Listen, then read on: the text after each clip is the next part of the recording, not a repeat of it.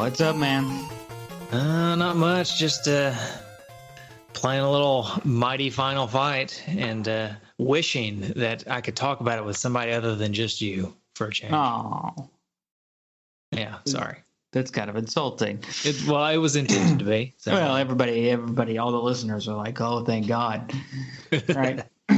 Yeah. Now it could be maybe because of you, maybe because of me, but surely they'll be happy to have a third voice on tonight. And who do we have with us? We got Matt. Forgot to ask him how he pronounces his last name. Hughson? Yeah. Perhaps? Okay. Exactly right. Yeah. Well, thanks for joining us, Matt.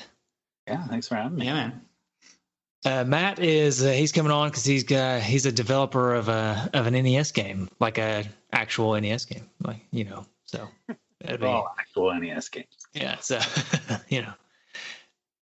fitting for the show, I would think. But so tonight on the Two Dudes in NES podcast, we're going to talk about Mighty Final Fight. We're also going to talk about From Below, which is Matt's game. But let's start, Matt. Let's start with your game.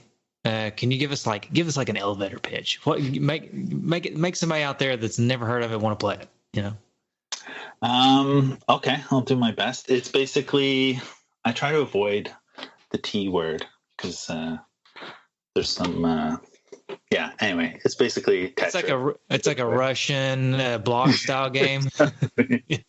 But yeah, it started as kind of a Tetris clone, and over time evolved into something a little bit more than that, where it's got the basics of Tetris behind it, but on top of that, some new mechanics that kind of throw a twist into things.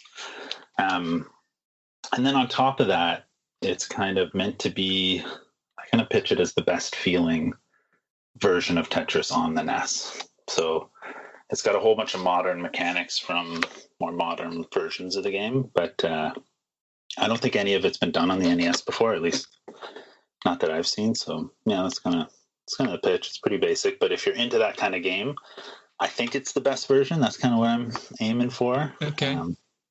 And yeah, it's definitely prettier than the Tetris that comes on the system, or comes the original Tetris. For sure. Yeah. It looks good for sure. I can't take credit for that part. A guy named I don't even know how to say his name. I'll try. Haller Zoltan. Sounds like a He-Man. Sounds like a bad guy in some movie. But he did all the art for me. He did an amazing job. Yeah, he did do a good job. Yeah, I thought you were going to say something like it's Tetris but with fighting. Yeah, I don't know. I've never had to do an elevator pitch for it before. Yeah. Well, you do kind of fight like a Loch Ness monster type thing in there, right? Kraken, yeah. The Kraken, of course. I'm sorry. It's what's Kraken, actually? Oh, I like that. Yeah. A cheap joke like that kind of gets old pretty quick. So. No, not on this show, doesn't it? Oh no, we love cheap jokes. Yeah. And you'll figure it out pretty soon. Yeah, I did not know Kraken, the name of this creature in the water, because Justin and I like to do the best we can to, ruin any nerd cred that we could possibly have for doing an NES show by constantly accidentally bashing Star Wars and Star Trek and Lord of the Rings. We just go against all the stuff that most people like. Yeah, constantly talking about sports. We do constantly talk about sports. The people probably hate this show, really. Yeah. Yeah. We haven't. If it wasn't for our parents, we'd have nobody listening. Yeah. So speaking of sports, Game 7 of the NLCS is going on right now. Yeah, as we. Yep. We're nearing the end of the game. I don't even know what that means. NLCS. National League Championship Series. Is that what it stands for? Yeah. Yeah. It's baseball. Where are you hailing from? Canada? Yeah. Are you up in Canada? I thought I picked up a little accent. Yeah. Yeah. Vancouver, West Coast. Okay. Cool. Yeah. So we don't even have a baseball team. That's right. I guess you don't, do you? But I grew up in Toronto, so we had Blue Jays at least. Well, that's That's funny because the Blue Jays, one of their farm teams, was in Knoxville, where close to where we grew up. So That's cool. it was the Tennessee, or what was it? I think it was the Knoxville Blue Jays for a long time. Yeah, I think now they're affiliated with the Cubs, but they used to be affiliated with the Blue Jays. Yeah, small world, right? Now you guys got me talking about sports. Here we go. Let's talk about baseball for another half hour. Yeah. All right. Well, that's okay. I always did find it, just not to keep talking. I want to get back to your game in just a second, Matt, but I always did find it fascinating how Canada and the U.S. in a lot of like the sports, they're just, we'll just pick up a couple Canadian teams and bring them down. I mean, hockey, it totally makes sense, but baseball, it's kind of, and I guess basketball's got them too. Right? Yeah, well, basketball has one team in Canada now. They used to have two. Used to be one in Vancouver. Yeah, Grizzlies. Grizzlies, but now they're the Memphis Grizzlies, where there's no grizzly bears thousands of miles. I mean, I think that's probably true for Vancouver too, but yeah, it's got to be at least closer to a grizzly bear than Memphis. Okay, I'll concede that. So wait, back to From Below. So what inspired you to make an NES game? What's your background? Like my NES background, or like, well, I can maybe talk both. Just program. How old are you guys? I'm always trying to figure it out. Listen to you. Or when were you born? What year? 85. 84. Yeah. Okay, so I'm 82. So similar, probably. Like grew up. You're 82 years old. You don't look it. You don't look a day over 35. No, I was born in 1982. So probably similar to you guys, like NES. Maybe you guys are a little too young for it. I don't know, because I was kind of on the end of it. But when I was in I don't know what grade, but younger, like NES was everything, right? It was like all we talked about in school, and TV shows, cereal, like everything, right? So I kind of grew up in the heyday of that. So that's kind of where it started for me. I've always loved the NES and kind of, been into it for a long time. And then in the late 90s, I guess, like near the end of high school, I started getting into collecting. So I started collecting NES games when they were pretty cheap, $5 a pop kind of thing, just driving around to pawn shops and stuff with my buddy. And then, so like I hadn't, up to this point, I hadn't like thought about like making video games or anything like that. And I ended up, after high school, going to this school called Full Sail University, which sounds like a sailing school, but it's like a new media school. They do film, video games. It's kind of common now, I guess. I've heard of Full Sail. Okay, cool. Yeah. At the time, it was kind of a rare thing, but nowadays there's so many game programs and stuff like that. But anyway, I went to school there I wanted to learn how to design video games because I'd never programmed or anything. But when I was there, it was actually like full-on programming. I didn't really realize what I was getting into, but I got like a really good background in coding and kind of learned to love it. Learned like that's really how to kind of get what I want in terms of creative vision, like rather than telling someone the design of your game and hoping they build it right. You can kind of build it yourself. So after that, I ended up moving to, at that time, that was in Florida, actually. So I went to school in Florida, came back to Toronto where I was living at the time. Couldn't find any work there. Because at the time there was like no game industry in Toronto. So I ended up moving to Vancouver, where there's like EA and a whole bunch of studios at the time there, or here. So I ended up working at EA for a while. Radical Entertainment, I don't know if you know them. Techland, did Dying Light there, and then most recently moved to started at the Coalition making Gears of War. You guys? Yeah, awesome. Oh, yeah, cool. Nice. Yeah, so anyway, that's kind of like my day job life story, but sprinkled in there, obviously, like pretty into retro gaming and all that stuff. So I've always had this dream to make an NES game. So I guess about a year ago, I picked up a book like How to Make Games for the NES off Amazon and kind of worked my way through it. And nothing much came of it. It was a great book, but like, I don't know, it just wasn't clicking for me for whatever reason. And then a couple months ago, I came across this online tutorial for making games for the NES and kind of just was able to breeze through that because of having read that book already. It was almost like a refresher and things kind of clicked a bit more. And so this game, From Below, was initially just my kind of taking what I was learning and applying it to something. It was just meant to be a quick little demo or something like that to apply what I'd learned. But as things kind of progressed, it got a pretty good response, especially with the art, like you guys mentioned, and the music is pretty awesome too, which is done by another guy, Tui, I think is how you say his name, Tui, French guy. But anyway, so it had a pretty good response. So I ended up kind of just putting more and more time into it. And kind of got to the point after about 2 months where I thought I was done and it was like a decent game. I could release it. And then the kind of classic Tetris community got kind of founded, and they started like feeding me all this feedback that was like stuff I had no idea about, like endgame, like Tetris endgame is a thing. I don't even know about it. So yeah, you hit a certain point where you don't want it to just kind of loop forever. You have to make it get harder and harder. Right.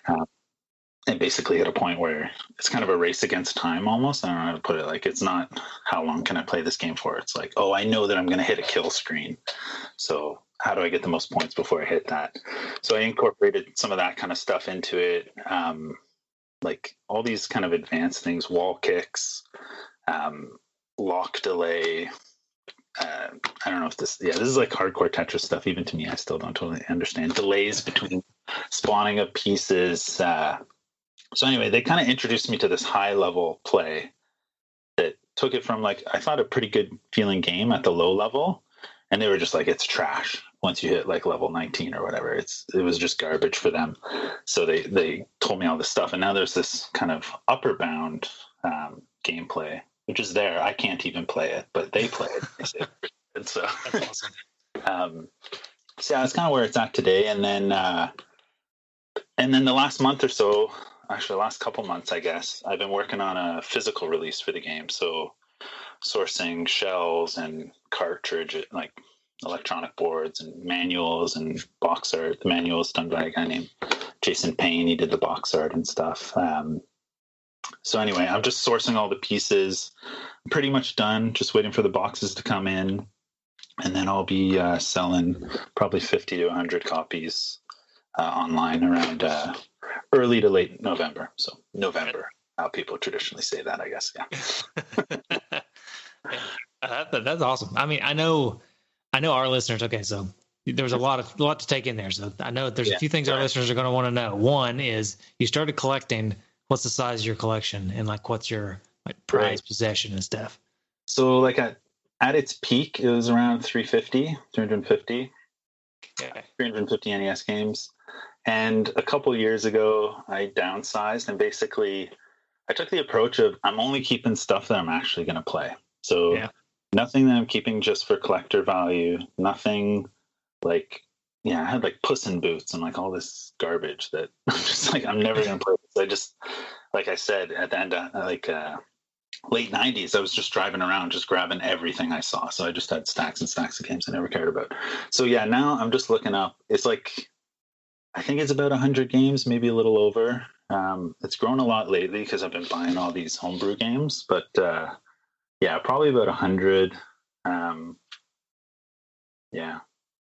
Let's say 100. That's cool. I don't know if I have a prized possession though. Yeah, I don't know. Are there any games that you have like I don't know, like a super nostalgia for that you are never going to be able to get rid of because of you were a child and like yeah, that's funny because it was given to you by your great grandfather. You know what I mean? I don't have any of my original stuff. I can still remember selling it. I sold it all to buy a Super Nintendo, and then a lot of people fell into that hole. I think I had this killer Super Nintendo collection, like every Square RPG, like every big game, and I traded it to my buddy for a PS1. And I was like, the dumbest thing I've ever done in my life. But slowly got all the games back. But yeah, so I got nothing original. But it's funny because like the games that I really remember playing, Contra is one of them, because I didn't own a Nintendo for an NES for a long time, so we'd rent it back when you rented stuff, and we'd just rent Contra every single time, me and my brother. And I actually don't own it still. So, We need to get that one. yeah, it just slipped through the cracks. And then another one that I have super fond memories of is Mario 2. And that one as well, I didn't own until like a couple months ago. I was like, okay, I gotta like, it's a little embarrassing when you collect missing a Mario game. So Yeah, that's funny. yeah, those are some of my favorites. I was kind of in the same boat size wise, and I've been sizing mine down as I've been playing the show basically. So if I play it, once I play it, I just go ahead and get rid of it. So it's kind of like, yeah. I mean, other than the couple that I'm definitely going to keep forever because of nostalgia reasons. Nah, I've been sizing mine down as we do the show. So yeah. I still have this like probably daydream or false dream that like I'll one day turn my attic into a game room, and then I'll be so glad I kept these games and all. Yeah. These imaginary friends I have come over and yeah, right. Exactly.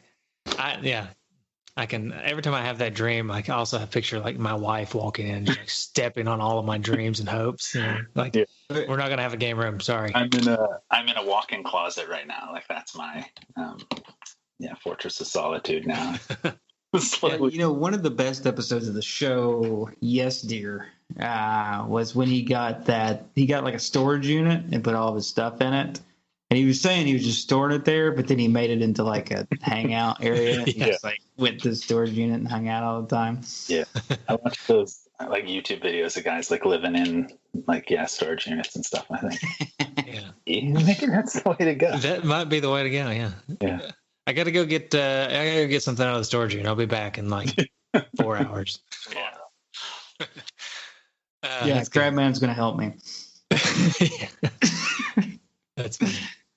So how did your experience with all those other developers, did it translate to making an NES game, or was it just kind of like, oh wow, this is way easier or something? You know what I mean?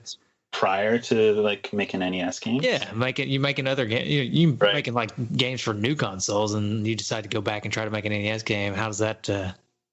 I think it definitely helps for sure. Like the programming side of it wasn't too difficult. I make my games. I don't know how like technical you guys are on kind of programming and stuff, but like a lot of NES games are written in assembly, which is kind of like almost the lowest level programming you can get. Like it's almost unreadable to someone who's not kind of intimately familiar with programming. Whereas the games I'm writing are in C, which is, I'm sure you've heard of C programming. It's basically human readable, even if you're not a programmer. Like you won't understand every little thing, but it uses like if this, else this, like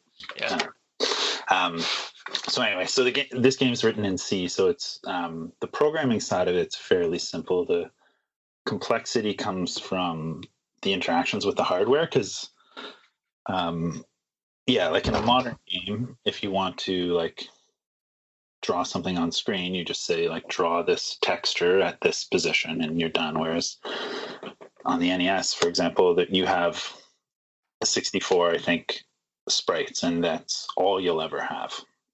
And I'm sure you guys have seen sprite flicker and stuff, and you know about like there's all these rules about how many you can have on a scan line.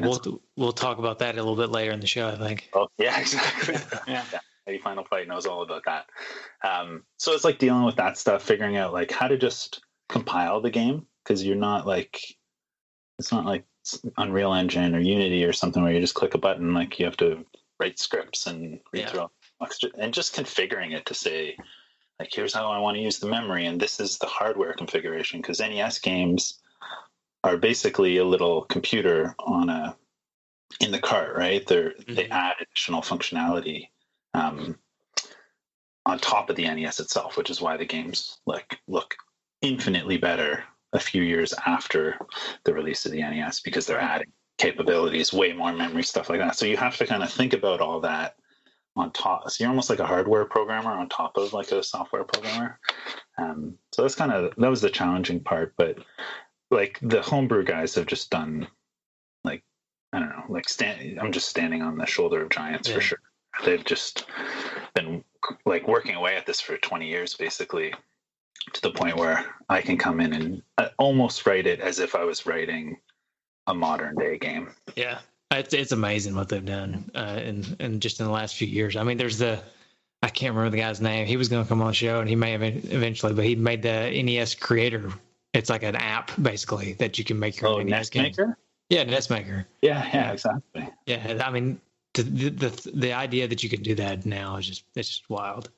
Yeah, and we had Brad Smith. I don't know if you're familiar. Yeah, that's how I found the podcast, actually. Yeah, we had him on. He was talking about some of the stuff. It's pretty cool.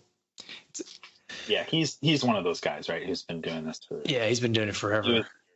When it was like they're just figuring out how to get anything on the screen, kind of deal. Whereas now it's like I think most of the tough problems have been solved, and it's more just a fun platform to work on. Yeah, it's awesome. We appreciate it. I mean, eventually we're going to run out of games here in about 30 years. We're going to have something to talk about on the show. So right, we'll start the homebrew season in like 2048. Yeah, something like that. Well, at this rate, it may be 2060. I don't know. We've been a little slow on our releases lately. Yeah. All right. So a physical release is definitely something that our listeners would be interested in. So how can they get more information on that? I think the best way is probably find me on Twitter, Matt Hughson, like at Matt Hughson, I guess. Okay. I'll probably put something on my website, matthughson.com/frombelow. You can also find the game on itch. I should have mentioned this. It's free. You can play the game for free right now. You download the ROM on itch.io. And so like my thought right now is, because it's my first game, I'm really nervous about like getting pre-orders or something like that, and then like just not knowing what I'm doing and like just totally screwing it up, and I don't know, X number of people waiting for a game that I don't know how to put together. So I'm putting everything together first so that when I put them on sale, I have them in my hand and I can say like, okay, once this guy pays me money, I can put it in a box and ship it out. It's you know exactly. You've got it. It's together. Yeah. So, and because of that, I don't want to like make too many, because then what if nobody wants it and I'm stuck with 1,000 copies of this Tetris game?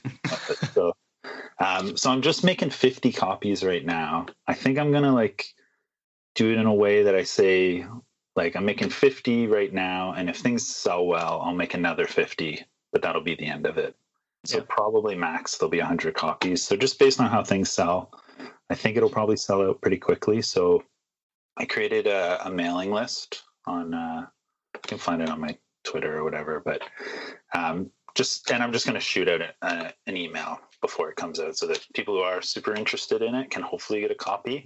And then I think I'm just going to put it on eBay and do it like 50 copies on eBay with a buy it now price, and then all the ship stuff's handled, and I don't have to do credit cards or anything like that. Yeah, and you can just track it through eBay. That's smart. That works. Yeah, so, I think that's fun. Yeah. So all right, well we'll share your Twitter, but spell your name for everybody, because they may not totally know. It's MattHughson, and I think the easier way might be just to search for From Below on Google. Like if you search From Below NES, you'll probably find.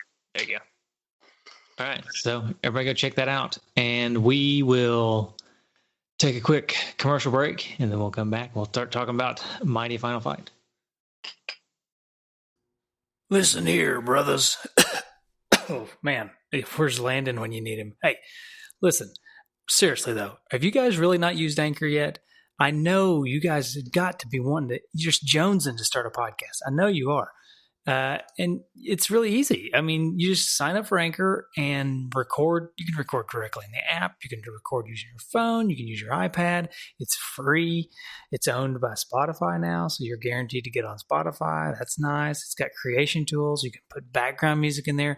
You can do a lot of stuff that I still spend way too much time doing when I could really just rely on Anchor. But listen, you can make money with your podcast. Anchor will sponsor you themselves. Obviously, they're sponsoring us. Who knows? But everything you need to make a podcast in one place using Anchor. I don't think you can go wrong. If you have the desire to start a podcast at all, it's super easy. I mean, seriously, the hardest part about a podcast is getting an audience, especially now that Anchor's around. So, and they'll even put. I mean, if they get you on Spotify, they'll get you on all these places. Shoot, it's the way to go. So, I would say download the free Anchor app, or go to anchor.fm right now to get started. That is, download the free Anchor app on your device of choice, or you can just go to anchor.fm and get started. I think you should do it. And I will listen to your podcast. You tell me that you recorded it, and I will listen to your podcast. Yep. Sounds good. We got a deal? Deal. All right. And we're back. So, again, go check out From Below NES. Search that on Google, or if you're like me and you're paranoid of Google, you can search it on like DuckDuckGo or something. I'm sure that will work just fine. Search on what? Yeah, DuckDuckGo. Is that a real search engine? I don't even know. Yes. Oh, surely I'm not the only one that's paranoid of the Google gods. Well, I mean, I'm paranoid of them, but I've just succumbed to it. Well, DuckDuckGo, everybody. It's good. It's a good search engine, and it's private. So it's private, huh? They don't share your data. I feel like you spent more time promoting DuckDuckGo than my game there. Yeah, sorry. Yeah, I did just right there. All right. DuckDuckGo, you can go ahead and send us that payment now, please. Thank you. Yeah, really. All right. Although I don't know how they'd afford it since they don't sell your private data. That's DuckDuckGo.com. All right, I pulled up DuckDuckGo. I'm gonna type in From Below. Google took me right to. Okay. Well, DuckDuckGo did as well. All right. See, there you go. Just don't Bing. Just don't use Bing, right? Nobody wants to use Bing. Yeah, I mean that's the worst. All right, let's talk about Mighty Final Fight. Justin, do you have any tidbits or trivia? I do, in the form of a quiz game. Oh, yes. I was hoping it would be in the form of a quiz game. I didn't warn Matt because I didn't know if you were going to do it, but typically, Matt, if we have a guest on, Justin will sometimes give us a quiz game version of the game's history. So I'm ready. You ready? All You're right. gonna probably stomp me. We'll see. So we got Matt and Mike, two very simple. You buzz in with your name. One syllable names are the easiest names. And then you can buzz in at any time. If you think that you know the answer to the question, even before I've read the answer choices, you can buzz in, or you can wait and hear all the answer choices. It'll be 5 questions. First to 3 wins. Here we go. All right. So Mighty Final Fight was essentially a recreation of the original Final Fight in a cartoonish-like manner. Yoshiko Okamoto, who is the creator of Final Fight, cites what game as an inspiration to him? Is it A, Battletoads, B, Mike? I'm going to go Double Dragon. Final answer? Yeah. That's incorrect. Oh, okay. So A, Battletoads. So Matt, here's the I'm choice. going to let it ride out. Let's hear the options. Battletoads, B, Double Dragon 2, C, Kung Fu, D, Street Fighter. Is this for Mighty Final Fight or for the original Final Fight? So this is for the original Final Fight. I'm going to say Street Fighter. Okay, we open it back up because Street Fighter is incorrect. Okay, Mike again. Okay, Mike. I'm going to say Double Dragon 2. It is Double Dragon 2. See, I should have waited. It's so obvious, though. It seemed obvious, but then I feel like you would have answered Double Dragon 2 had I not just gotten it wrong with Double Dragon. Maybe. Yeah. It's All right. part of my plan. So, when they were creating this game, Final Fight, that is, they were initially marketing it at trade shows as a sequel to what Capcom game? Was it A, Street Fighter, B, Commando, C, Strider, or D, G.I. Joe, the Attack? Matt? What was the second one you said? Commando. Commando, yeah. You're going to go with Commando? Yeah. That's incorrect. Let's see. I guess, can you read the answers one more time? So it's A, Street Fighter, B, Commando, C, Strider, D, G.I. Joe, the Attacks Factor. I mean, sometimes the simplest answer is the right answer, right? It just seems like maybe Street Fighter should be. It should be Street Fighter. It was Street Fighter. So it was actually Final Fight was initially marketed as Street Fighter 89 at trade shows, but they thought the game was too different from the initial Street Fighter, so they created its own game with Final Fight and moved on to a different game for Street Fighter 2. All right, Mike, you're up 2-0. Okay. Let's go to question 3. What 80s movie helped inspire the development?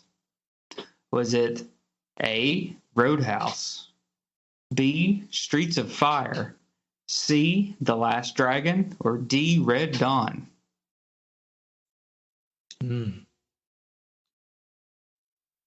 Mike. Yeah. Mike? I'm going to say C. The Last Dragon? Yep. It's incorrect. Can I hear the options again? So it's A, Roadhouse, B, Streets of Fire, or D, Red Dawn. I haven't seen any of those movies, except I think maybe Red Dawn. It doesn't seem related. Let's go with A. Roadhouse is also incorrect. I guess Mike, Streets of Fire. It is Streets of Fire. I've never heard of that movie. Obscure movie made in 1984 that was actually an action musical. One of the heroes of the film, Tom Cody, was actually took to one of the main characters of the name in the game. Okay. Cody. I was really hoping it'd be Roadhouse, though. I know, but really, Roadhouse is such a good movie. It's a good movie. All right, pain don't hurt. All right, so now we're playing for charity here, as Mike's won the game, but we'll keep going. Setsuo Yamamoto has composed for many games in the game, many famous games in the industry, and he composed for Mighty Final Fight. What would be one of the names he sometimes goes by, or alias? Is it A, Mr. Y, B, Tink, C, Purple, D, SY? Mike. A. Mr. Y is incorrect. He sometimes goes by Mr. X as one of his aliases. That's what's throwing me off. Yeah, okay. All right, so Matt, you got Tink, Purple, or SY? SY. SY is also incorrect. So Mike, Tink or Purple? We'll go Tink. It's not Tink. It's Purple. Purple. Okay. Now, Matt, if you notice here, the theme of this is that a lot of these questions are just nonsense, but it makes it more fun. All right, last question. Mike Hagar, the buff wrestling mayor in the game, was also featured in what Capcom game? Is it A? Mike. What? I'm going to say Saturday Night Slam Masters. Wow. Knocking it out of the park. Got it. That was correct, right? Saturday Night Slam Masters. Yep. Yeah, he's been in several games. Street Fighter 2. He's been in multiple little... He was in Street Fighter 2? I think it was Street Fighter 2. He's in multiple Street Fighters, actually. Not necessarily as a playable character. Oh, okay. All right. As like in the background. cameos. Yeah. But But yeah, Saturday night Slam Masters. Look at that. It was a fun game. I recall that. So it's a little side story about Saturday Night Slam Masters. I remember getting the video game magazines all the time when I was a kid, or whatever age we were when that game came out, and it always had ads in the magazines, like the Game Pro or whatever. And I was dying to play it, and I wanted to play it so bad, but Pick a Flick never had it to rent, and nobody ever had it to rent. So I just never got to play it until I was much, much older. And so, a little sad story about Saturday Night Slam Masters. Did it live up to the hype? No. I mean, no, it's a fun game, but after all those years of desiring to play it, it kind of faltered a little bit, but it seemed like it was going to be so good. Well, now that we got that story out of the way, you got a good story of how you came across this game? Such enthusiasm about my story. I appreciate that. Now that you're shutting up about that one, tell me. Well, let's see. My quest to find the cart. Let's see. Let me remember how I got this one. I don't have it. I'm sorry. I don't have a good story. I wasted all my efforts on telling you that Saturday Night Slam Master story. So I don't have this game. It's the reason why I don't have it. We'll find out later on in the episode when we get to the pricing of the game. But yeah, I never had this game. I actually never even knew it existed, to be honest, until somewhat recently. In the last year or two, I realized it was a thing, which really bodes well for us as a podcast about the NES, that one of the hosts didn't even know this game existed until a couple years ago. But I'm hoping maybe Matt has a good story about how he got the game, if he's got it. No, I do have it, but actually, so like at the start of the podcast, I was talking about how me and my buddy used to go around looking for games, and that same friend gave it to me, which is weird because he was kind of notoriously a bit of a jerk.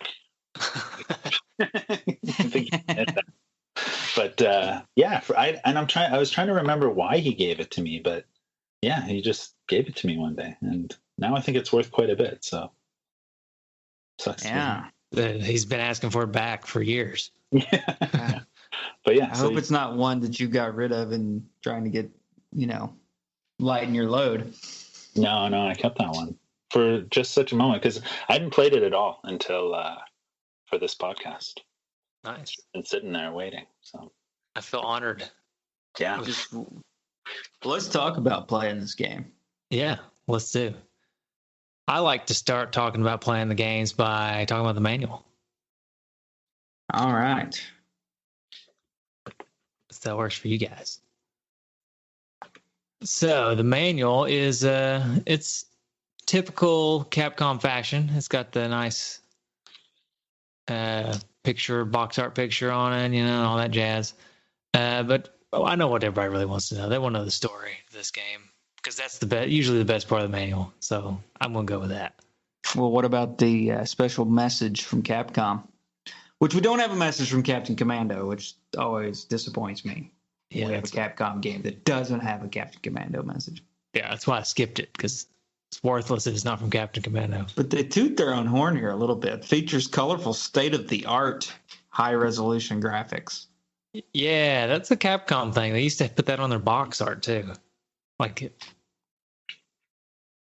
high resolution. Obviously didn't mean the same thing back then as it does now, right? Yeah, I mean, honestly, their games are usually some of the better games. But, yeah, I mean, graphically, you don't have to just rub it in everybody's faces. Right. All right. Well, I'm going to talk about the story then. Metro City. I'm sure a lot of people know the story of Final Fight, but I'm going to read it anyways. Metro City, the crime capital of the world, has been overwhelmed by crime and violence. At the center of the problem lies the Mad Gear Gang, a merciless band of punks and thugs that controls the city. But the leader of the gang wants more than just the city. He has fallen in love with the mayor's daughter, and he's going to do whatever it takes to have her. Ooh. That's I love too how Hagar's the mayor of the crime capital of the world. Yeah. Like, what are you doing, Mike? Yeah, that's not something you usually brag about in a re-election campaign. Right. But I also like how they chose, there's always when there's a kidnapping of like a mayor's daughter or something, there's some, ransom or, some kind of, illicit. But this guy's he's in love with this girl. Yeah. Yeah. Kind of makes you feel bad for him. It does. Yeah, it really does.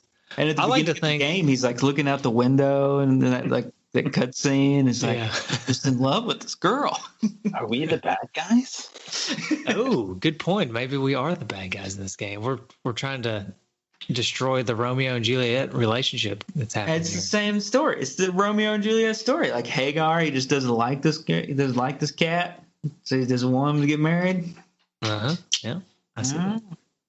So I like to think, Hagar is the mayor of the crime capital of the world. I like to think that was his election, that was his campaign he was running on. It's like, I am the mayor who is also a wrestler, and I will be tough on crime. In fact, I will get out there, I'll take my shirt off, and I will go out there and I'll wrestle these guys.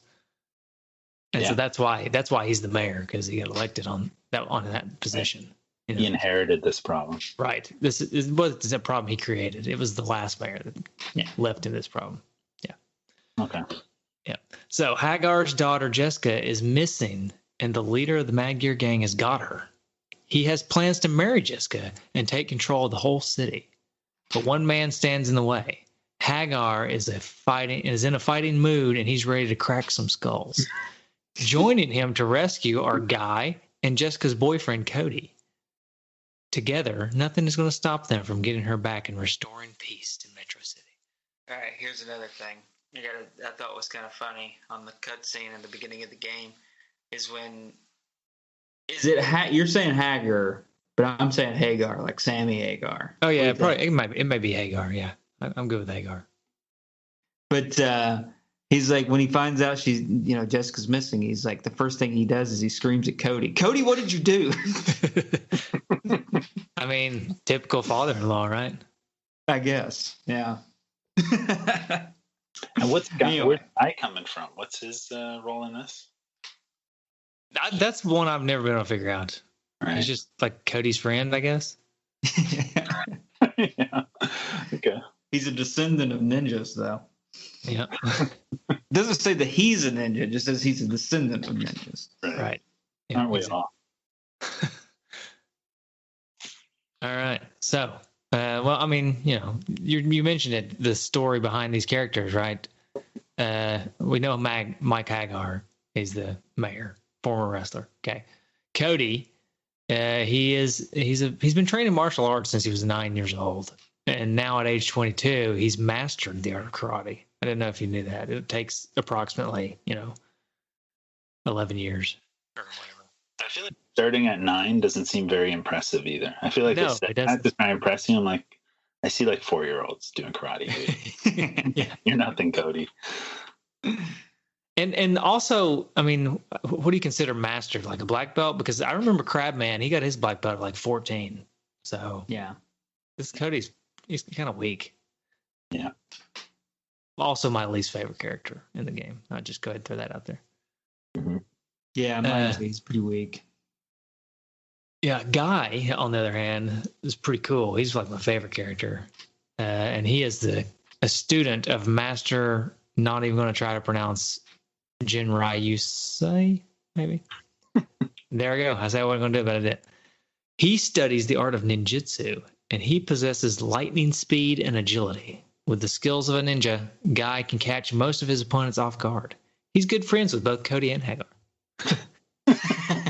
There you go. There's where he comes from. Yeah, he's just their friend. He's their friends. Yeah, what a friend. So that's a weird situation to me. So like Hagar is the father of Jessica. Cody is the boyfriend of Jessica. Guy is somehow friends with both Hagar and Cody. But that's just yeah. But not Jessica? I mean, you'd think you'd want to bring that up. Maybe he wants to rescue Jessica because he's also her friend. But no, he's just just helping out a friend. Yeah. Well, Guy just seems like a good guy, Yeah. I'm not your buddy, Guy. So which character was your favorites? Well, I think Guy was as far as just from my novice and short term playing this game, like seemed to be the quickest with the combos. Yeah, I tend to like him the best. Yeah, I went with Hagar. it's hard not to want to play as Hagar because he's so cool. Well, and like I don't know if you guys know, like, did you guys look at the leveling system at all? I experienced the leveling system, but I didn't look into like all the details of it. Because he starts at like level 3 or 4. Yeah. Seems, I don't know what, like I guess that's kind of cool. Like he's older, he's got the experience, and then like the leveling point system, he seems just way better at it. His like basic attack levels you up way quicker. The other guys, you got to do like crazy stuff to try and level up. Yeah. But maybe we'll talk about that in gameplay. But anyway, that's what I picked. Okay. Well, so I guess did either of you guys play this when you were kids? I obviously didn't because I didn't even know it existed. I didn't. But, yeah. No, I had no idea it existed. Yeah. Okay. But I remember Final Fight like in the arcades. Yes, I do too. Yeah. It was quite memorable, but this not so much. No. Now, Justin, refresh my memory. The Final Fight, I think it was either at the Walmart or the Food City that had Final Fight. I don't remember that actually. I don't. Okay, maybe it was the Co-op. Did the Co-op ever have arcade games? Did the Co-op have? Yeah, the Co-op. Listeners need to know. Anyways, I just need to know where I played this game. I think it was, I won't say Food City. It was brief, but it was there. But I always liked it. I always liked to play as Guy. I feel like in the arcade game, didn't Guy have tennis shoes on with his red ninja gi? Always found that to be fascinating. I'm not sure, but I hope he does. Yeah, he's like wore tennis shoes with his ninja outfit. I think that's also a move that Jason, the Red Ranger, did. Oh, The yeah. Power Rangers show. You're probably right. So just throwing that out there. We got some bad news. Mike. Oh no! Please don't tell me. Yeah, the Dodgers won. Good grief. So Good Anyway, grief, Charlie Brown. All right, moving on. Yeah, I gotta think about something else. But no, he did not have tennis shoes on in the original game. But he does eventually have tennis shoes on in later games. what's funny is, so they were, with this, they were developing Final Fight, the arcade game. They were truly like trying to make these guys like Ken and Ryu from Street Fighter, because that's what it was going to be, a Street Fighter sequel, right? Mm-hmm. And so I think these guys kind of resemble them, Yeah, sort of. Yeah, especially Guy. I mean, he's basically is a Ryu or a Ken. Yeah, right. Anyway. Something interesting. Not since we're talking about the arcade and whatnot. So the Super Nintendo got a port of the arcade game.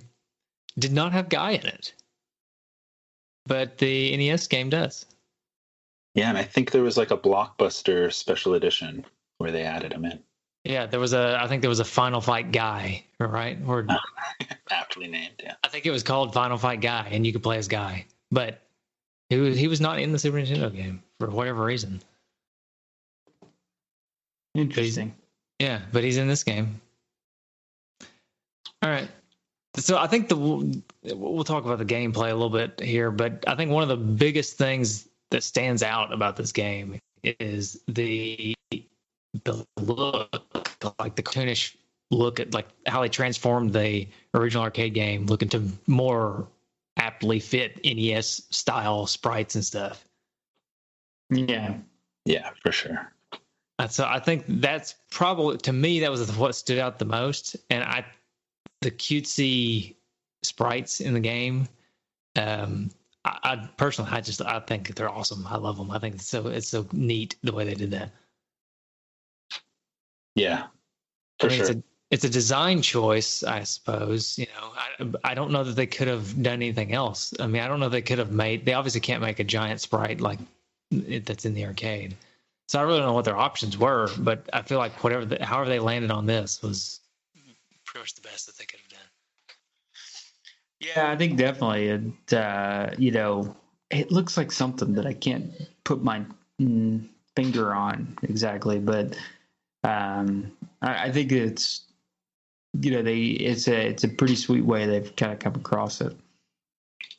Yeah, to me it almost looks like River City Ransom style, but more detailed. Yeah, it does. Yeah, it does. Yeah. Style. This game takes a lot of cues from River City Ransom, really. It's got kind of like an experience upgrade system. So, and it's more than just your straight up Double Dragon beat 'em up. It's got a little bit more nuance to it, which is cool. Yeah, and I agree. It's like and I like how each enemy that comes on the screen has its own like power bar that like how much life they have until, and then I like how you bust the barrels apart and you get mutton. Is that mutton? It might be. Have we run across mutton again, or is that just the quintessential meat that they often show on cartoons? It's just I think it's just bone just running through it.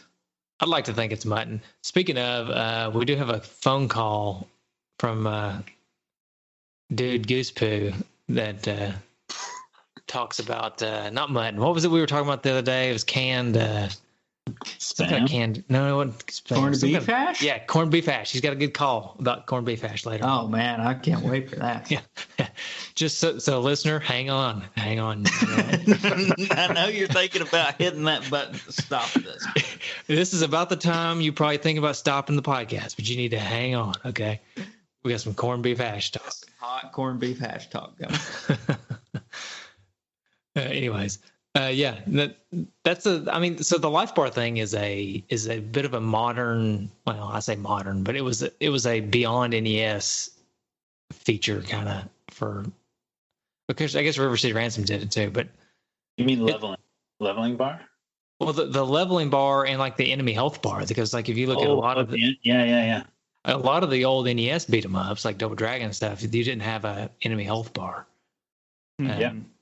But this game does, but a lot of once you hit arcades and the SNES and Genesis and stuff, a lot of those games did have enemy health bars, but didn't really have that a whole lot back in the NES days. That's pretty like neat. Final Fight was one of the first, like the arcade game was one of the first times I remember seeing that. So I don't know, maybe not though. But like talking about the visuals and stuff, I feel like the characters look amazing, but I thought the actual background effects were pretty bland and boring and unimaginative. It's just like cityscape after cityscape. Very little in terms of, especially for like a game that's coming out in '93, like very little special effects, animation, anything like that in the background. I don't know. What do you guys think? Yeah, I mean, I had I agree with that. It's nice and colorful, but it is kind of the same thing. It's been done. It's been done over several games in the past. That there's nothing unique about it, and like you said, there's no animation aspect to it. So I agree with that. Yeah, I think all the work went into the sprites for sure. The backgrounds I appreciate the colors. They're very colorful, but they are kind of generic cityscape type stuff. I would say they're like good cityscapes. It's just like every level is the city, which makes sense. Like you're cleaning up the city. I guess it'd be weird if you're on the moon for like the last something, but I just kept expecting it to be like, oh, now we're moving on to something else. And it's like, oh no, we're going back to the streets. Like we've cleaned up the factory. Now we're leaving the factory. We're back on the streets again. Yeah, it would have been nice to have a few more interior type shots, you know? Like I know you get a little bit, you get like I guess it's like the mansion or whatever, and like you said, the factory, and there's like a wrestling ring, which is cool. Inside inside the mansion. I assume that's the mayor's mansion, right? It's Hagar's personal ring. Yeah. Oh, that makes sense. The bad guys took over the mayor's house. That's hard. I guess they did, yeah. So, yeah. Layers, yeah. Okay. So, I mean, there's a few things there, but I agree with you. The backgrounds are a little bit bland. The cutscene, that stuff's really awesome, really pretty great. Yeah. The intro one, you mean? Yeah, the intro one. Yeah, like I don't know. I just like Hagar's face, I think, in the intro. I was just looking at that. That's basically all I'm talking about, but that's enough. And that's pretty much all there is. There's like a couple shots, but like the first half of the opening cutscene, there's no pictures. Right. I don't know. I feel like they just ran out of time or something. I don't know if they ran out of time. Maybe they ran out of something. And speaking to graphics and running out of space or something, there's a lot of flicker in this game, like a whole lot of flicker. A lot. Pretty much every fight. Yeah. And it doesn't really slow down. At least I didn't experience a lot of slowdown. Maybe a little bit, but the flicker is pretty intense. Yeah. Which, it's unfortunate, but that's a limitation of the NES, really, Yeah, and I think it's part of those big those big character sprites.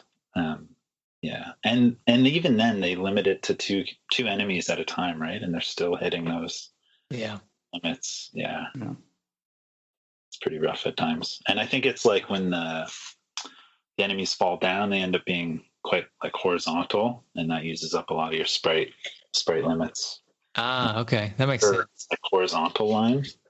That's where I noticed it anyway, but it didn't bug me too much. I feel like if it had the slowdown, like that usually accompanies that kind of thing, it would have bothered me. But this looks like they kind of knew they were going to run out of sprites, but they could handle that number of characters on screen. So at least it's smooth. Yeah, I feel like they must have kind of prepared for that in a way. You know what I mean? It's like they knew that they were going to reach that limitation, so that they were able to kind of program around it and avoid this actual slowdown and maybe incorporate a little bit more flicker. Because I agree, it didn't really, as far as breaking up the gameplay, it doesn't really bother me too much because it didn't slow down. It was just flickering. Yeah, I think like in most games, when you hit flicker, it means you've kind of done something in the game they didn't expect and got more enemies on screen, right? Than they were expecting. Like you kind of just stood in one spot and let more enemies spawn, and so then you have a bunch of slowdown because it's having to update all those enemies. Whereas here, yeah, it's a fixed number. It's 2 enemies at a time plus the character, so they know exactly what's going to happen. So yeah, it totally makes sense that there's no slowdown here. Yeah. All right, but just overarchingly, I mean, as we're kind of, before we move on to sound or music or anything, I think this game the gameplay itself is pretty great. It's a little bit on the generic side as far as beat 'em ups go. I didn't notice, maybe I didn't play it long enough to get good at it, but I didn't notice a whole lot of unique special move type stuff. Maybe it was just I didn't level up high enough, but I like the special moves you do. Like when you get you're able to complete your combo and you do like a fiery uppercut or I know you can throw like it's almost like what is the Ryu move? The Hadouken or whatever. You kind of throw one of those. So there is a little bit of extra fluff in the game, but it's on par with all the beat 'em ups that are on the NES. I would kind of put it a peg or two down from, say, River City Ransom, which is probably the pinnacle of NES beat 'em up. But in general, I think my opinion on it is pretty high. I had the opposite. I thought it was pretty bad. Oh, really? Yeah. I put it near the bottom. Like, I feel like Double Dragon 1 was more fun than this game. Okay. That's fair. Like, yeah, I mean, just... So, I mean, I when I say it's a peg or two down from River City Ransom, I guess I mean, like, River City Ransom is... Nobody can see my hand signal, but it's, like, way up here. Yeah. And then being a peg or two down kind of puts you, like, in the middle with all the other beat 'em ups. You know what I mean? So, but I don't know if I don't know. I kind of disagree on putting it near the bottom, but like I'd put it above, like what was it, Renegade, like really early stuff. But like this is 1993. Like Battletoads is out, every Double Dragon's out, the Ninja Turtles arcade games out. River City Ransom's been out for like 4 years. Like this to me is just. Like, yeah, I guess if you look at it from that aspect, just trying to look at it from an isolation of, is this a fun game to play? I would say, yeah, it's a fun game to play. Yeah. And I would put it in the middle tier, like Michael was saying. But you make a good point. I mean, I guess if you're comparing this to like Battletoads or Ninja Turtles arcade game, then yeah, this is way inferior. Yeah. And I feel like those games look better, they play better. There's they're faster. I mean, all aspects of the game are much better. And when you're comparing it to those. Yeah, we skipped over like the biggest red flag for me. I turned on the game, and there's no like 1 or 2 player option, and like something's amiss right away. Yeah, that is big. That's a big hit. Yeah, beat 'em up that's single player, and I think Final Fight for Super Nintendo was the same thing. And yeah, for me, that's a deal breaker right there for a beat 'em up. That's 90% of the fun, because it is like they're all kind of just button mashers, but. I don't know. That is a key point there. Of course, Double Dragon 1 was just single player too. Yeah, that's of course true. That was way early. That was like 1985. Yeah, 86, 87, 88, somewhere in there. Way earlier. Yeah, but I would hold it against that as well. Like that would be a lot funner. And I mean, Double Dragon 2 is more fun because of it, I think. But yeah, there's like lots of little things that seem weird to me, like the weapons system, like. There are only like 2 or 3 times in the whole game when you pick up a weapon, compared to like a Double Dragon or River City Ransom, where you're constantly picking up stuff. It adds like a bit of flavor to the game. And then when you pick up a weapon, if you get knocked down, it's instantly gone, which is kind of a cool mechanic, I guess. But it's used so sparingly that like there's all this kind of dead time for me in terms of gameplay. That like could have been spiced up with stuff like that. Same with the. Like the elevator section is kind of cool because that's a mix up where they actually have pits, which this game has almost no like environmental hazards, right? It's just it's basically just an empty plane in terms of game 99% of the time. So they had pits on one level for a small section, and then they have the elevator where you can kick people off the edges, which was cool. But again, like really, really small amounts of that. And initially, the first time I played through, I like really didn't like it. I thought it was just total trash. I thought the leveling system was like the dumbest thing I've ever seen, because it's not based on the difficulty of the enemy you defeat in terms of how much XP you get. And initially, I thought it was just 1 point for every enemy you kill. And then I'm glad I did it, because the second time through, I read an FAQ on it, and there's like this XP table, and it's all basically based on how you finish an enemy. So if you do a regular punch finish, it's like 1 point. If you do a special finish, you can get up to 8 points, and so you can level way quicker that way. Okay. So that's why I kind of got onto Hagar, because his most like valuable finish is the flying pile driver, like the Zangief kind of thing. So that one's actually fun to do, whereas for Cody and Guy, you have to do like dragon uppercut and stuff like that, which is a lot harder to actually time to finish someone, whereas the pile driver, like you're just doing it constantly and it does so much damage. So anyway, I'm kind of dunking on it a little bit, but well, I think a lot of I'm probably giving it too much credit for taking a game that was made for such more intricate hardware and dumbing it down really well to the NES. So I probably am giving it too much credit for doing that. Once you started bringing up the point, once you started naming off all these other beat 'em ups on the NES that I just totally forgot about for some reason, that's a good point. There's maybe it's not even in the middle. Maybe it's just slightly below the middle.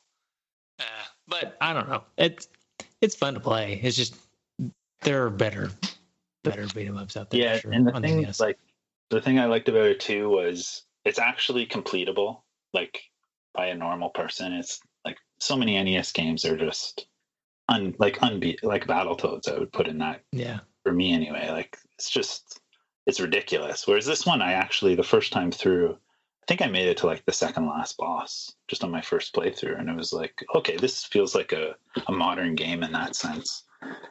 So that I appreciated. It kind of has a bit more modern sensibility there. But yeah, and the bosses, I thought the bosses were super weak in terms of the gameplay. They're pretty. Yeah. I mean, it is a beat 'em up, so like I can't. Maybe Battletoads has like some decent bosses, but there aren't many that have memorable boss fights. Right, but you need a good a good pattern to fight against, and most of the bosses in this game had either like a really weird pattern that didn't make a lot of sense, or it was like they did two things. You know what I mean? It was like maybe they did one thing and then they did another thing, and then they just repeated that. Like I can't remember which one it is. Maybe it's the first boss where he either does like a flaily punch thing or he jumps. Yeah, and that's the only two things he does. And I can't remember. Maybe it's the boss you fight in the wrestling ring. I never could figure out what he was doing. Like the guy who kisses you, right? Yeah, Abigail. His name's Abigail, first of all. Yeah, and then that's my daughter's name, by the way. Shout out to Abigail if she's listening. Nice. Hello, Abigail, if you're listening, or if you turned it off before now, completely understand. Matt, just make sure she knows about the corned beef hash talk later. Yeah, that'll keep her in. But no, I kind of lost my train of thought. Oh, what I think is funny is the first Thrasher, the first boss, asks you to bow down to him, and you actually have the option to do so. You say yes, and he does. I don't believe you. But if you say no, it does damage to him. Oh, really? Yeah, and then a later guy asks you. It hurts his ego. Yeah, I guess a later guy asks you if you're thirsty, which is weird. Like, no, I haven't met a lot of like gangs who ask that, but need a drink before we get started. And if you say yes, it replenishes all your health. Yeah, that's kind of cool. It was a nice touch. Those little things are pretty. That's cool. I like this. Yeah, another like super minor thing which is from the arcade game, how some of the enemies are like sitting on benches and stuff in the background when you like first come on the screen, and they actually stand up and walk over. So it's like super minor, but it makes it feel a little like more alive and real rather than everyone just standing around in kind of idle fight poses. I think a lot of what holds this game back, as well as makes it interesting to me, is the fact that they try to copy the arcade game so much. And the arcade game Final Fight, if you go back and try to play it these days, it is very basic. There's not a lot to that game either. So it's kind of like the fact that they're totally imitating that game may have hindered them a little bit. Yeah, I think so too, because I was I did go back and play it, and I think like the things that made that game so special were the huge enemies, which they kind of I think they did as best they could on the NES. But then it also has tons of enemies all the time, which this game can't really do. To me, it had like super memorable boss fights. From when I was a kid, like I remember the corrupt cop showing up like in the like Vegas area. I don't know what that was, but like for some reason that sticks in my mind. Or the wrestlers, the two like Andre the Giant guys. There's the samurai who's in this, but in the arcade game, when you fight him, he actually drops his swords, and then you can actually you can't really damage him when he's holding the swords, but once he drops them, you pick them up and start hitting them with them, like stuff like that, which I think they totally missed on this. And in the original, there was just like weapons everywhere, like cans, and I can't remember, like broken glass, knives. There's a lot of the environment was very destructible. Yeah, exactly. It felt so dynamic, which this game felt so static to me compared to that. Which, like, I get it. There's like pretty limited hardware, but I don't know. Like, I keep thinking of River City Ransom. Maybe it's not fair, but there's just like that had that to me, where I was picking up garbage cans and. But yeah, I think you're right. Like when you do look at the original Final Fight, it's very flat. There's no verticality to it. It's actually quite a tight, visible area as well. Like when you go back, it's almost like the characters take up half the screen. It's very zoomed in. Yeah, it feels like claustrophobic almost. So yeah, it's not like the perfect beat 'em up by any stretch. But yeah. Well, what did you guys think about the music in the game and sound effects and stuff? I mean, it's Capcom. It's pretty good. Yeah, I mean, the music is probably the best part, really, to be honest. I like the music. It was good. Yeah. Like I said, it's kind of hard to say any more than that about it. I mean, there's nothing that really stands out as like a distinctive track or anything to me, but it's just a good Capcom score, you know? Yeah, it's not like Mega Man level or anything, but I wonder too, like, I don't know if they were trying, like, mimicking the arcade soundtrack. I didn't actually, check that out, but yeah, I thought it was okay. It didn't get annoying. It's kind of like, yeah, it was good background music. Yeah, sure. It's one of those, Justin, our scale tends to be, does it break the game? No. Would you listen to it in your car? No. Yeah, right. So it's kind of like, it's one of those. It's good while you're playing the game. Not something I'm going to be trying to listen to outside of the game, but it's good. Yeah, totally. I totally agree. So, Justin, how much does this game go for? We got to determine if it's worth it or not. Well, I guess it depends. I mean, and how much you want in regards to, like, do you want it sealed and then copy? Because that's going to cost you about. I mean, you could get a nice car for what that would cost you.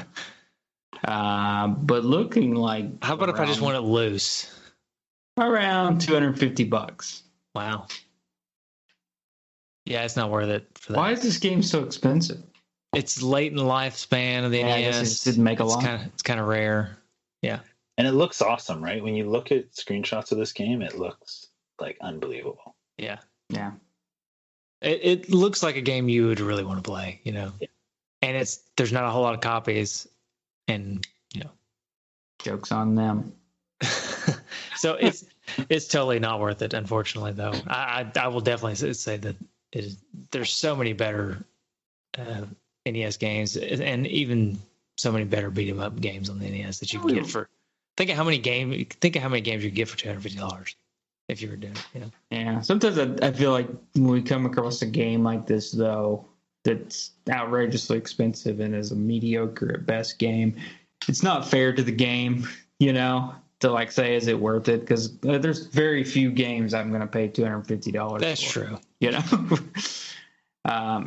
Is it worth it to just play it? Like if you wanted to demo mode it, you know, and just try it out, then yeah, I would say play it. I think it's worth a play through, you know, just to try it out.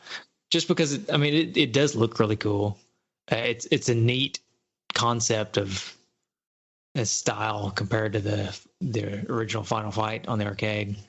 So I think it's totally worth playing it. It's worth your time, an hour or two or whatever it takes to play through it. But I wouldn't pay that money for the cartridge. Sure. That's my opinion, and I'm sticking to it. Yeah. Unless Matt wants to convince me otherwise, like he did earlier. Well, I was just thinking, like, as I said, I own the game. I probably should have, like, not toned it down a little bit when I was, like, crapping all over it to keep the prices up. Keep the price up. There you go. Yeah. Actually, this game is the most unbelievable game you'll ever play. Yeah. Yeah, I think it's worth playing for sure. Like, I was thinking about it too. It's basically like a modern, like, as we call it today, like a demake, right? Where people take like something modern and take it to an older system. They're basically doing that, but like on a professional level, which is pretty cool. It's like a nice, just like a historical thing to see what is this game. I wish there was more info on like how it was made and why it was made. It does seem super bizarre that they even bothered. Because I think like I think it came out years after Final Fight on the Super Nintendo. I think it did, yeah. 2 years later or something. So yeah, I'm pretty sure this came out in 94, and then I think Final Fight on the Super Nintendo was like 92. Yeah, so it's like two years difference. Yeah, and Final Fight 2 I have is the same year this came out on Super Nintendo. Maybe they did it as just kind of enticing people to play Final Fight 2. I don't know. I imagined it was like some like interns or co-ops or something that a big game or something. This was a warm-up, something like that. I don't know. But it could be. But yeah, you're right. It does feel like a deal. It seems like it could be a homebrew that some for Final Fight, just to see if they could get Final Fight on the NES, you know. Yeah, exactly. Cool. But it's legit, so that's kind of neat. All right, Justin, you got any retro fitted trophies? I know we got some from the listeners. Yeah, we've got a couple from the listeners. I honestly didn't have any retrofitted trophies for this game. That's okay. That's okay. We also got to make fun of. We got to make sure we make fun of Aaron Hickman while we're right on the subject. So this seems like the kind of game that if it was on a 360, it would have like really easy achievements. Yeah, like beat the game with Cody. Beat the game with yeah. Yeah, exactly. Yeah, you did. Reach level 2 with Cody or what, Yeah. So that's okay. There you go. That's my first achievement. Super Cody, max level Cody. Yeah. How about I'm not your buddy guy. Beat the game with Guy. There you go. I like that. All right. There's got to be an achievement in there, a trophy in there somewhere for Abigail. I just can't think of it. Kissing you, trying to kiss you, giving you some smooching. But there's not a whole lot of retrofitted trophies from the community. Gabe Bang. Honestly, this one's kind of hard to come up with trophies for. Yeah. I mean, I feel like there's a lot of easy ones, but because beat the level, beat the character, beat the boss, whatever. But there's not a lot of good names that you can come up with something clever for. At least not for me. I tried, but I failed pretty much. Well, Andrew Zeismer has a pretty good one. Okay. Don't forget me. Beat the game with Guy, since they left him out of the SNES version of Final Fight until the release of Final Fight Guy. It makes sense. That is a good one.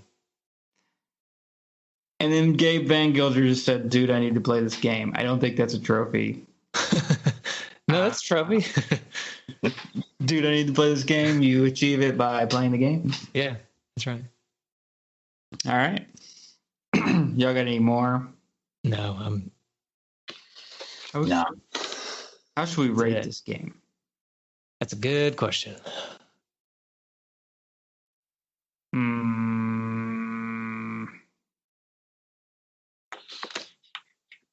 I would say no, that's not a good one. Just spit it out there. It might be a good one. I was gonna say 80s action movie, but nah. I think we've done that one before, actually. Yeah. This is a good pod right here. How about type of vegetable? How about type of canned vegetable? Let's get a little specific. All right, canned vegetable. I only know one. I can only think of one canned vegetable. All right, that's what's probably that canned one. vegetable? Okay, so canned potatoes, which kind of works. It's a bit of a potato. Yeah, it is a bit. This game's a bit of a potato. It's kind of The bland. picture on the outside maybe looks good and delicious, but actually I like canned potatoes. Yeah. This doesn't work. But I'm going with canned potatoes. I'm going to go with canned corn because it's basically nothing. Like, corn's low nutrition value. Bright. It's just, there's not much taste to it. Yeah. It looks the same going in as it does coming out. But yet, if there's corn available, I'm probably going to eat it. Yeah. So that's this game. Okay. It's a good point. Good point. I'm going to go with green beans. Yeah. Yeah.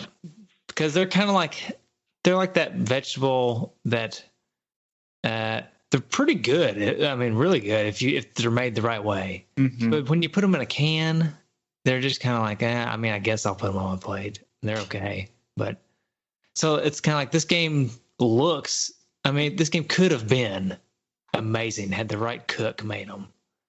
But instead, somebody just shoved them in a can. And so you get the generic. Beat them up. Okay. Instead. All right. All right. So what we got? Feedback? Feedback. Yeah. I'm trying to rush us to get to that cash. You gotta save it. All right. So on Facebook, we got some feedback on the Big Brothers Retro Gaming Community site. Derek Green starts us out with, whoa, I didn't even know about this one. Nathan Sweeney says, love this game. Sold it about 8 years ago before I was trying to complete my licensed NES collection and just got it back in my collection again 3 months ago. I've been playing it every day to make up for lost time. Wow, big fan. Big fan.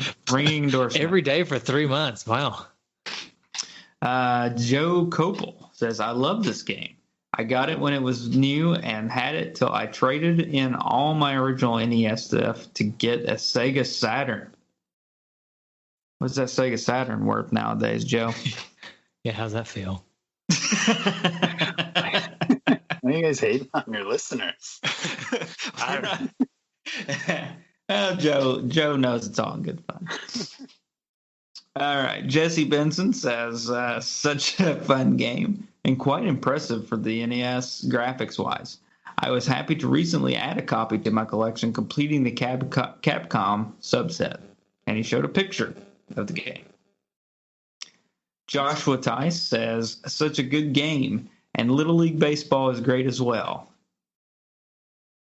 Is he talking about the game Little League Baseball, or just like he just likes Little League Baseball? He just likes Little League Baseball in general. Okay. I'm just kidding. He's talking about the game because we were supposed to have already released that episode.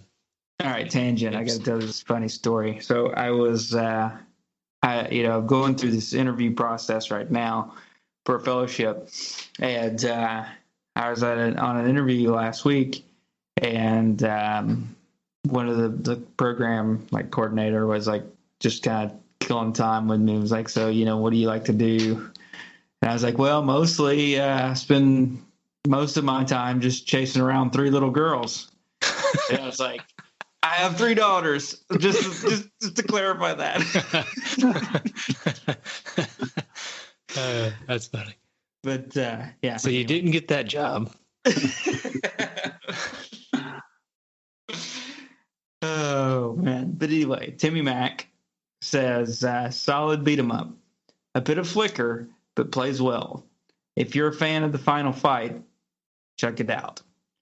And Mike Hall finishes us out with pricey, if I'm not mistaken. So really ringing endorsements from listeners all around. Yeah. Of course, if you look at our listeners, they're all very forgiving of the NES. So yes, that's true. Most of them love the NES and hate the Genesis for some reason. I'm not sure why. Speaking of Genesis hate, there was a picture. I do want to comment on this because I thought it was pretty funny. Daniel Walker put up a picture of a 24-pack of AA batteries. And he says, great news, guys. I can play my Game Gear for a couple of hours now. That's pretty good. Yeah. And we didn't actually make fun of Aaron Hickman because he went back and deleted his comment. I guess out of embarrassment, but he commented that he something about liking this game or just commented about the game in the achievements thread. And so we were totally going to make fun of Aaron, but I guess we won't now. We'll save that for next time. Well, actually, a little egg on your face, I guess. For that was on Little League Baseball feedback. Oh, he did that, not this game. But so, anyway, egg on my face. Still are going to make fun of him. It means we still get to make fun of him. I don't have to worry about it then. Right. Sweet. Just on another episode. Okay. All right. Cool. All right. Just so you know, Aaron is actually a co-host of one of the shows that's in our network. So we're making fun of him a little bit harder. If we don't actually hate Aaron too much. Too much. Good to know.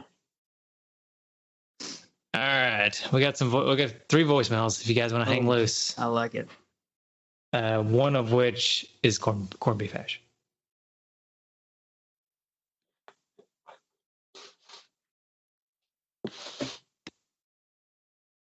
Don't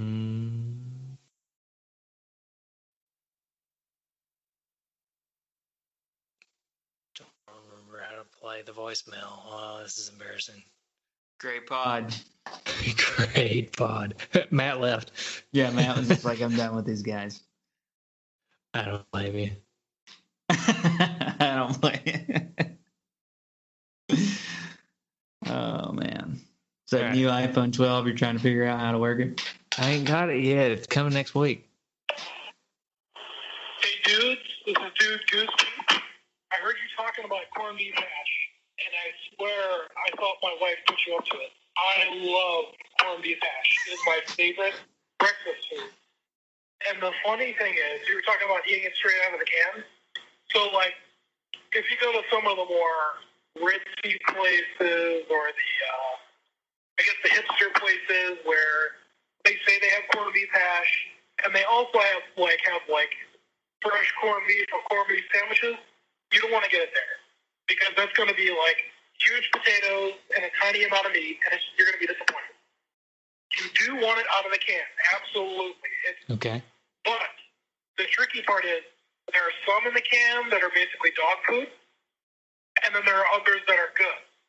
And I'm trying to track down and sort through which flavors are good and which flavors are bad. Because I can definitely tell you, I can understand why people say they don't like it. Because if you get a bad one out of the can, it's like eating dog food. If you get the good one out of the can, it's like the best breakfast food ever. So I'll let you know once I track down and figure out which ones are the good ones and which ones aren't. The search will continue. But once I find it, you're going to have to try the good stuff. All right, Dude Goose Poop out. Okay. Well, good. We got Dude Goose Poop is on the trail. He's going to find out which canned corned beef hash is the one to eat. Great assignment. Actually, I think we should have a week. Every podcast we should do An update on corned beef hashes. What's good and bad. This week's corned beef hash update brought to you by Dude Goose Poo. All right, hold on. I think he calls back, so maybe we've already got the update. Hey, dudes, it's Dude Goose Poop again. I had to call back. So I'm calling back because you were mentioning Donkey Kong Country, and you're playing it on the Switch on the Nintendo Online service, and you're saying you swear that you used to be better at it, and as soon as you said that, my mind immediately went to the minecart level, and then Justin went on to mention that as well. So I'm willing to bet that the reason that you're struggling so much is lag with your controller and or your display. Guarantee you, if you fire up a Super Nintendo and an old school TV, you will be playing much better. And it's because of the input and display lag. So if you're going to play it on Switch, you can try two things. Number one, try playing on the handheld only and see if it's any better. You'll probably have less input latency on that display on the unit itself if you're not already playing it. If you're already playing it on the handheld, maybe you just stink at it, or maybe there is a lag even with the emulation. But that's probably most likely what it is. You're probably not that bad. Just kidding. If you're playing it on a TV, at the very least, set your TV to game mode and see if that makes a difference. I'm really curious to see if either one of those help you. And if you have it on the Super Nintendo, I would love to hear your experience if you tried that and if it got better. All right, man. Well, I'll catch you guys later. Let me know how. All right. I'll take your challenge. I'll show you how bad I am at this game. Yeah. I'll give it a whirl. I like how he was like super, super helpful for 90% of, and then just like dropped in like, oh, and you're trash at this game. Yeah. It's either all of these 15 things I mentioned you could try, but you'd probably just suck. Yeah. All right, we got one more voicemail. I think this one may actually be about Mighty Final Fight.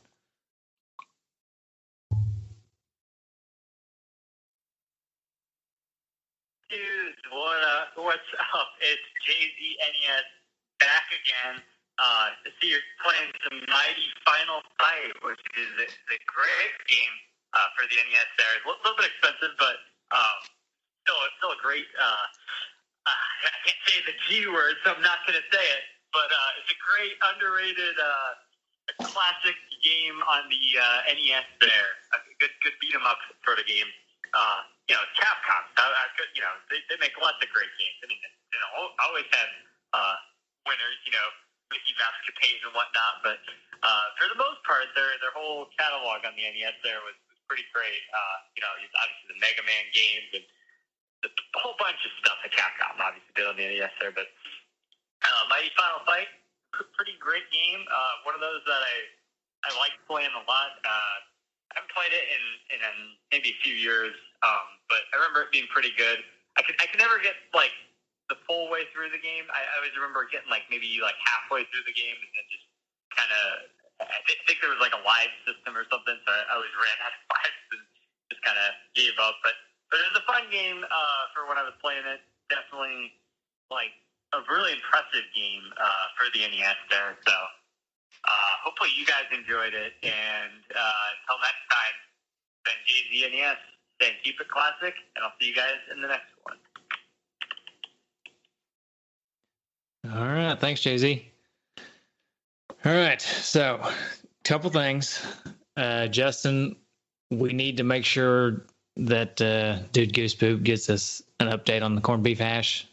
Right. By next episode. And I guess we got to break out the SNES, get out of the closet and play Donkey Kong Country on the SNES to prove to Josh that we really are terrible at the game. Because he thinks that we're not. He thinks I it's just truly lag have or lost something. a step. Right. Yeah. Right. I need to earn my old man cred and lose my hand-eye coordination like a true 35-year-old. Right. So, all right, that's it. That's the show. One more time, DuckDuckGo from below NES, and check it out and get on that mailing list. That way, you can find out what's happening with the physical release of the game and go play it. It is fun, and if especially if you're who's not a Tetris fan, right? And it is it feels more modern than the Tetris on the NES because Matt has done a lot of good modernization stuff to it. So, thank you. And anything else you want to say, Matt? Any other shout outs? I should shout out to my other daughter, Ellie, because I gave one shout out to Abby. So Abby and Ellie both love you equally. Hopefully they made it this far. Yeah. Well, they probably turned off right after the corned beef hash. It's really corned beef. There can't be any good corned beef hash, right? Oh, I guess we'll find out. Sorry, we're gonna find out. All right. I'll make a promise. With the ones that he recommends are good, I'll give them a try. Okay. Yeah, I'll make a promise. If the ones that he recommends are good, I will try them on the show, which means I'll be eating corned beef hash at midnight our time. So, Josh, please don't recommend too many.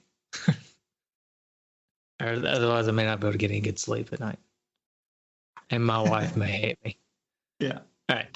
Okay. So shout out to the Bit Brothers Network. That's us. So you can listen to all our other good shows, which are mostly on hiatus. But there's at least the Genesis Gems.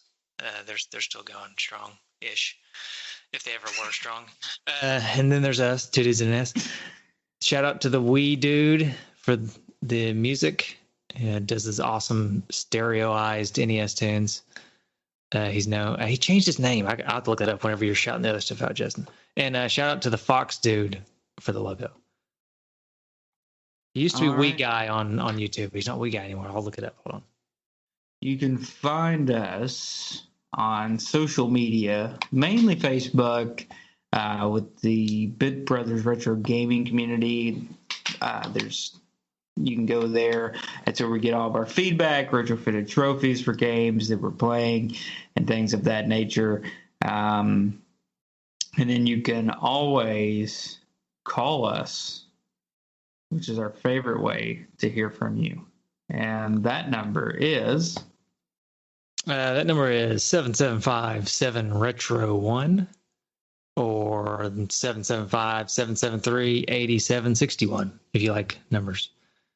And please, give us a call. Let us know. Is there a canned meat that you would like us to try? Well, just call us up. Let us know. We'll try it. That is, he now goes by Nico's 8-Bit Stereo on YouTube. So if you want to hear any NES tune turned to stereo, which some say it's blasphemy, some say it sounds awesome, and I think it sounds awesome. So if you want to hear any of those tunes, go check out Nico's 8-Bit Stereo on YouTube. And that's it. So thanks for joining us, Matt. I really do appreciate it. Thanks a lot. Yeah, thanks for having me. And so here's the music for the next game, and we'll catch you guys next time.